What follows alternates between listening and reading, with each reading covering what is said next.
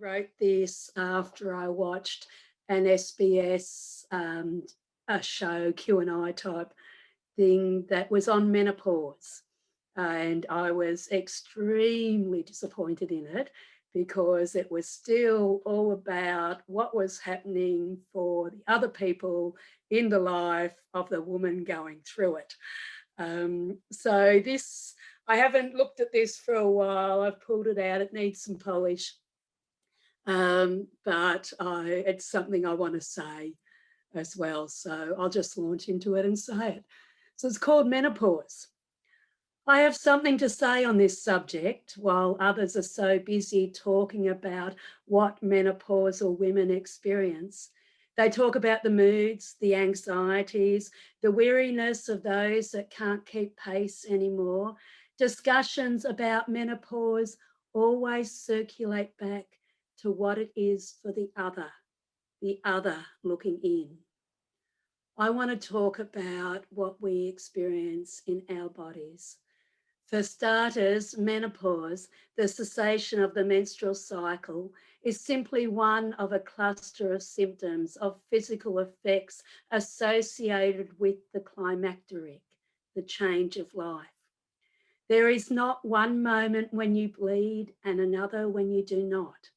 It is more like a creek clogged with weeds that impede the flow until there is a sudden flooding rush as the dam gush pushes through, then settles back to a trickle until it dries up again, and the cycle comes and goes until eventually the creek bed dries up altogether.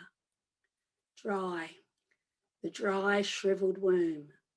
The dried, shriveled vagina that no longer softens to wrap around the penis, but splits and sticks like a vacuum-sealed plastic wrap around a shop-brought gift. Dried skin, wrinkles deepening like worn animal tracks in the sand of the dry riverbed, but they don't fade away, only deepen to show the cartography of your feminine journey that has led always inexorably to this place, the inescapable dry. Dried bones as estrogen depletes and calcium leaks from the skeleton into the bloodstream as though to stimulate flow again, but instead the trunk becomes eroded, cells elongated and porous, prone to breakage, collapsing in on itself so vertebrae crowd together, and a lump of fat develops to protect the base of the neck, and they call it the widow's hump. The widow's hump, because for all our frailty, women outlive men and so live alone. Wise old crones we become with our stoops and our humps and our deflated breasts hanging down and our dry flyaway hair that some lovely people call moonstruck, but others would die away, this reminder of age. It's a stage we all must grow through and endure, but stages lead to stages except at the end. Menopause is the end of the menstrual cycle, and instead of blood rushing to escape our wounds, heat rises instead. Volcanic heat rises from our core, eruptions of lava that shoot upward without warning, bright burning eruptions that would be beautiful, spectacular, if they were not so horrifying that you can't stay to watch, but flee from yourself, flinging away all covering to escape as it smacks you in the face, knocks you over, flows over you and melts your skin from your body and your flesh from your bones.